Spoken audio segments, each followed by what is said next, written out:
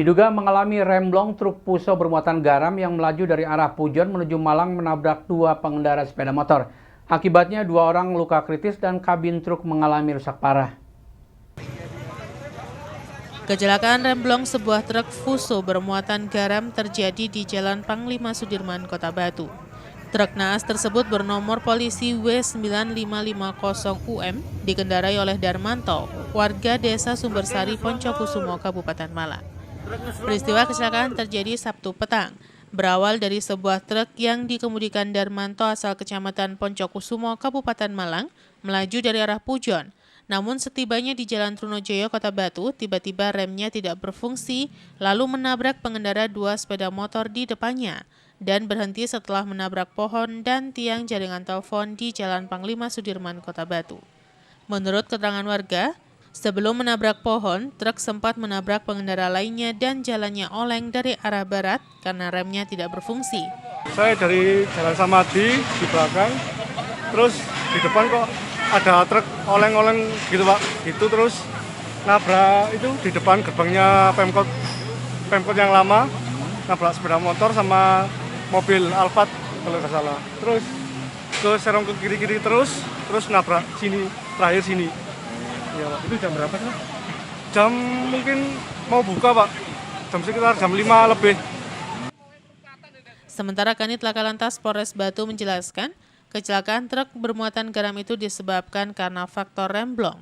Diperkirakan truk mengalami remblong sejak Jalan Trunojoyo, Kota Batu, sehingga terus melaju dengan kencang ke arah timur menuju Jalan Panglima Sudirman dan menabrak sepeda motor. Akibat kejadian kecelakaan remblong ini, seorang sopir dan pengendara motor harus dilarikan ke rumah sakit karena mengalami patah tulang. Untuk proses penyidikan dan mengetahui pasti penyebab kecelakaan tersebut, bangkai truk dievakuasi ke unit Laka Lantas Polres Batu. Sekitar pukul 18 menjelang maghrib terjadi Laka Lantas yang ada di Jalan Panglima Sudirman, ya, yaitu kita lihat bersama bahwa kendaraan truk Fuso, ya, karena remblong, ya, dimungkinkan dari Jalan Trunojoyo itu sudah mengalami remblong, sehingga berjalan ke arah timur, ke arah Jalan Panglima Sudirman, dan menabrak satu kendaraan sepeda motor. Ya, sekarang untuk korban dibawa ke rumah sakit, kemudian berhenti di Jalan Panglima Sudirman, ya, menabrak tiang Telkom dan juga pohon yang ada di tepi jalan Panglima Sudirman. Untuk supir dibawa ke rumah sakit Karsausada. Yanto Yancung melaporkan. Pasar Takjil Sawojajar Kota Malang dalam mendukung pencegahan COVID-19 menerapkan protokol kesehatan ketat. Pedagang dan pengunjung yang datang ke pasar takjil tersebut wajib mengenakan masker dan menjaga jarak, serta memberlakukan satu arah jalan. Pasar Takjil Sawojajar merupakan salah satu pasar takjil di Kota Malang yang menerapkan protokol kesehatan yang ketat bagi pedagang dan pengunjung pasar. Warga yang berkunjung ke pasar takjil tersebut wajib mengenakan masker. Apabila tidak mengenakan masker oleh koordinator dan Satgas COVID-19 Kelurahan Sawojajar diberikan masker. Selain itu, petugas juga melakukan patroli untuk mengingatkan warga agar selalu mengenakan masker dan menjaga jarak. Sugianto, koordinator Pasar Takjil Sawojajar mengatakan, untuk Pasar Takjil Sawojajar pengunjung wajib menggunakan masker. Setiap harinya petugas baik koordinator dan Satgas COVID-19 disiagakan di pintu masuk pasar untuk mengingatkan sekaligus membagikan masker kepada warga atau pengunjung yang tidak menggunakan masker. Sementara mencegah terjadinya kerumunan warga, koordinator Pasar Takjil Sawojajar menerapkan jalur satu arah. Warga yang berjalan berlawanan arah oleh petugas dicegat dan diarahkan untuk mengikuti jalur yang telah diatur. Pertama yaitu cuci tangan, terus kita sarankan untuk juga pemakaian masker dan mungkin sama juga jaga jarak gitu biar tidak terlalu bergerombol gitu. Makanya di sini kita bikin dua jalur, ada pintu masuk dan pintu keluar untuk menghindari namanya kerumunan. Biar istilahnya biar mengalir terus gitu. Dari panitia sendiri menyediakan masker untuk pengunjung dan istilahnya gratis gitu. Simon Alfredo melaporkan. Mencegah adanya warga yang melakukan mudik pada Hari Raya Idul Fitri, sebanyak 300 personel gabungan TNI, Polri, Satpol PP, Disub, dan sejumlah ormas disiagakan untuk melakukan operasi penyekatan mudik. Selain penyekatan, Pemkot juga melakukan penguatan di tingkat RT/RW melalui PPKM Mikro. Persiapan pasukan dalam rangka melakukan operasi penyekatan mudik Lebaran tahun 2021 dilakukan dengan apel persiapan penyekatan mudik di depan Balai Kota Malang. Dalam apel yang dipimpin oleh Wali Kota Malang tersebut, melibatkan sebanyak 300 personil gabungan dari TNI, Polri, Satpol PP, Disub, dan sejumlah ormas. Wali Kota Malang Sutiaji memimpin apel kesiapan pengamanan larangan mudik ini, menghimbau masyarakat serius mematuhi larangan mudik Lebaran. Hal ini penting dilakukan agar tidak terjadi lonjakan kasus COVID-19. Sutiaji menambahkan bahwa selain operasi penyekatan, Pemkot Malang juga melakukan penguatan di tingkat RT/RW melalui PPKM Mikro. Hal ini untuk memantau jika ada pemudik yang lolos dan menyiapkan tempat karantina. Aparatur sipil negara atau ASN diminta memberi contoh yang baik dengan tidak mudik. ASN sendiri akan dipantau melalui absensi setiap harinya, yang juga otomatis akan menunjukkan lokasi keberadaan ASN. Kenapa ini personilnya banyak keterlibatannya seperti ASN juga harus menjadi contoh. Ya. ASN menjadi contoh supaya dia tidak main-main dengan larangan mudik. Dan semua komunitas ikut hadir juga menjadi bagian dan tidak dipisahkan bahwa upaya apa yang disampaikan oleh pemerintah pusat, bagaimana pengendalian COVID ini bisa tuntas, tidak ada gejolak lagi, tidak ada fluktuasi penambahan COVID-19. Sementara Kapolresta Malang Kota, Kombes Pol Leonardo Simarmata mengatakan, sebanyak 300 personil diterjunkan untuk pengamanan larangan mudik. Untuk titik penyekatan sementara akan dilakukan di Tol Madiopuro atau batas wilayah Kota Malang dengan Kabupaten Malang dan Kota Batu. Diharapkan dengan adanya larangan mudik dari pemerintah pusat, yakni mulai 22 April sampai 5 Mei dan 18 Mei sampai 24 Mei, penanganan kasus COVID-19 di Kota Malang umumnya di Indonesia berjalan efektif.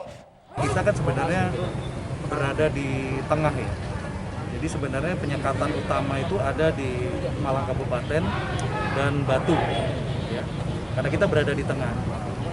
Tetapi kita tetap tadi seperti yang disampaikan Pak Wali, kita tetap memberikan bantuan dan penguatan. Jadi yang pasti nanti Tol Madiopuro itu akan kita tempatkan nanti personil nanti untuk penyekatan di sana. Lanjut untuk titik yang lainnya nanti menjadikan bahan pertimbangan bagi kami. Simon Alfredo melaporkan. Terima kasih Anda masih bersama kami Info 7 Malang Raya. Libur panjang Hari Raya Idul Fitri untuk menghalau para pemudik wilayah Malang Raya dan sejumlah daerah di Jawa Timur meniadakan pos penyekatan. Dari 5 daerah termasuk wilayah Pasuruan, Probolinggo, dan Malang Raya, rencananya hanya 1 pos penyekatan, yakni di wilayah perbatasan Kediri dengan Kabupaten Malang. Setelah melakukan apel kesiapan pengamanan larangan mudik menjelang Hari Raya Idul Fitri 1442 Hijriah, Polres Batu menyiapkan 500 personil gabungan dari TNI, Polri, Dinas Perhubungan, Satpol PP, dan sejumlah unsur kemasyarakatan lainnya untuk disiagakan pada pos pantau pengamanan libur panjang Hari Raya Idul Fitri. Adapun pos pantau di wilayah Kota Batu hanya ada 4 pos pantau dan pos pelayanan. Sedangkan pos penyekatan untuk menghalau pemudik agar tidak memasuki Malang Raya, petugas gabungan rencananya mendirikan pos penyekatan di perbatasan Kediri dengan Kabupaten Malang. Secara teknik, pelarangan mudik muncul kebijakan baru, yakni pergerakan kendaraan di kabupaten atau kota yang saling terhubung atau wilayah aglomerasi masih diperbolehkan. Pemerintah Jawa Timur telah menunjuk kabupaten kota yang masuk wilayah aglomerasi Malang Raya, Pasuruan, dan Probolinggo.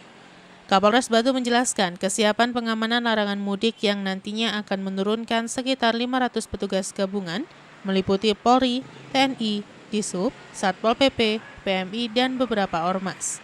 Hal ini sesuai dengan instruksi Polda Jawa Timur.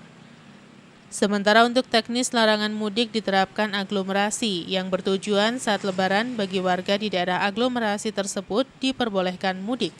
dan di luar ketentuan tersebut tetap dilakukan larangan mudik. Wilayah hukum Polres Batu yang masuk rayonisasi Malang Raya mendapat tugas pos penyekatan di perbatasan Kediri untuk menghalau pemudik dari Kediri ke Malang Raya. Sementara untuk di wilayah Kota Batu, Polres Batu hanya mendirikan pos pengamanan, pos pantau, dan pos pelayanan yang tersebar di 4 titik. Dan pos-pos tersebut tujuannya untuk memudahkan operasional dan mobilisasi petugas serta pengamanan, pemantauan dan pelayanan bagi pemudik, wisatawan atau kegiatan lain di wilayah aglomerasi yang telah ditentukan. Pagi ini kita sudah melaksanakan apel kesiapan, komitmen bersama dengan tagar tidak mudik dan di rumah saja. Untuk pelaksanaannya nanti tetap sesuai petunjuk dari Polda, akan dilaksanakan H-7 dan H+7 nanti pada tanggal 6 Mei sampai tanggal 18 Mei nanti ada pelaksanaannya. Untuk teknis di lapangan kita Polres Batu menyesuaikan dengan petunjuk dari Polda bahwa untuk rayonisasi atau aglomerasi yang ada di Malang Raya ini kita tidak melaksanakan penyekatan karena Malang Raya ini terdiri dari Batu, Malang Kota, Malang Kabupaten, Pasuruan, Pasuruan Kota, Probolinggo, Probolinggo Kota. Jadi di sini kita ada pos mendapat tanggung jawab atau perbatasan dengan Kediri yang ada di seluruh provinsi Jawa Timur. Jadi Batu dengan Kediri. Di sana nanti akan didirikan satu pos penyekatan. Yanto Yancung melaporkan. Akibat sering merugi karena biaya pemeliharaan tinggi, banyak petani sayur di kawasan Gading Kulon mengganti tanaman sayuran dengan jeruk. Jeruk dianggap lebih menjanjikan dibandingkan bertani sayuran. Terlebih pada kemarau di kawasan tersebut seringkali terkendala untuk pasokan air. Beginilah yang terlihat di sisi kiri dan kanan jalan di wilayah Gading Kulon, Dawu, Kabupaten Malang. Beberapa tahun yang lalu kawasan ini banyak ditanami berbagai jenis sayuran. Kini pemandangan sudah berubah dan kawasan menjadi lahan pertanian jeruk. Kondisi ini terjadi karena petani sayuran banyak yang beralih menjadi petani jeruk karena berbagai alasan. Salah satunya biaya pemeliharaan lebih terjangkau, hasilnya lebih menjanjikan dibandingkan sayuran. Akibatnya luas lahan pertanian sayuran semakin berkurang, sementara untuk lahan jeruk semakin bertambah, walaupun masih ada petani yang menanam sayuran di antara tanaman jeruk karena pohon jeruk masih kecil. Menurut salah seorang petani setempat menjelaskan, biaya pemeliharaan sayuran lebih tinggi dan hasilnya seringkali tidak menjanjikan, sehingga petani tidak jarang merugi karena harga jual yang turun drastis. Di lokasi terlihat banyak tanaman jeruk baru ditanam, dan sisanya lahan masih digunakan untuk sayuran dan tanaman jeruk, sekaligus memanfaatkan kondisi lahan agar bisa digunakan secara maksimal. Perawatannya luwih gampang. Luwih gampang, luwih mudah. Enggak terlalu beli benih. Enggak terlalu beli benih. Cuma satu kali tanam sudah sampai berpuluh-puluh tahun sudah panen gitu loh. Hasilnya Pak, kalau dibandingkan hasilnya dengan sayuran gimana? Kalau dihasilkan itu lebih banyak dari jeruk. Dari jeruk? Ya. Kenapa kok baru sekarang Pak ini perubahannya Pak? Apakah pengaruh ketersediaan air juga? Kalau kemarau itu bisa, ya airnya lebih mencukupi gitu loh. Mencukupi ya? Ya. Berarti jeruk lebih menjanjikan berarti Pak ya? Oke. Iwan Hikmawan melaporkan. Terima kasih Anda masih bersama kami Info 7 Malang Raya. Memasuki minggu ketiga puasa, kondisi penumpang mikrolet masih belum membaik. Uji coba sekolah tatap muka di Kota Malang belum berdampak pada peningkatan jumlah penumpang. Para sopir sebagian memilih mencari penumpang di jalan dan sisanya mengantri menunggu penumpang di dalam terminal.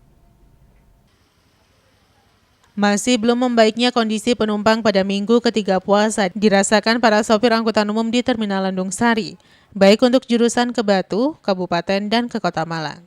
Uji coba sekolah tatap muka di Kota Malang masih belum berdampak pada meningkatnya jumlah penumpang angkutan umum jenis mikrolet, sehingga terminal masih cukup lengang walaupun mikrolet yang beroperasi terlihat cukup ramai. Berbeda dengan hari biasa yang masih ada penumpang, pada bulan puasa ini penumpang semakin menyusut dan penumpang biasanya ada mulai pagi sampai mendekati sore hari, selebihnya sudah jarang penumpang. Di Terminal Landung Sari, Kabupaten Malang, cukup ramai mikrolet jurusan ke arah Kota Batu yang antri di terminal. Sementara untuk jurusan ke Kota Malang hanya 1-2 yang berhenti di dalam terminal dan tidak lama kembali jalan.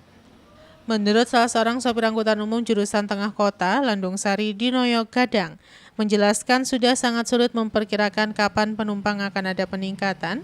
Berbeda dengan dulu menjelang Lebaran, biasanya penumpang akan ramai. Untuk saat ini tidak ada bedanya. Di lokasi terlihat beberapa sopir lebih memilih mencari penumpang di jalan walaupun keluar terminal dalam kondisi kosong penumpang, serta mangkal di beberapa titik keramaian di depan terminal dan beberapa titik keramaian lain untuk menunggu penumpang. Penumpangnya Pak sudah ada peningkatan Pak? Nggak ada peningkatan. Agak sepi. Agak sepi Pak? Iya. Dibanding dengan yang tahun lalu gimana Pak? Wah, jauh. Jauh Pak? Ini kan anak-anak banyak yang pray, nggak jalannya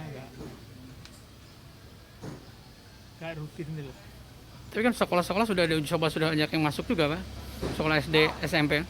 SD, SMP kan ini kan masih belum masuk itu masih loh. uji coba? Uji coba. Iya. Baru 2 jam. Oke. Ya. Oh gitu ya. Pak ini Bapak jalur tengah-tengah ini ya, jalur bagus ya, Iya, jalur rame ya, iya. jalur rame. Iya. Tapi tetap masih sepi Pak? Apa? Masih sepi aja? Iya. Iwan Hikmawan melaporkan.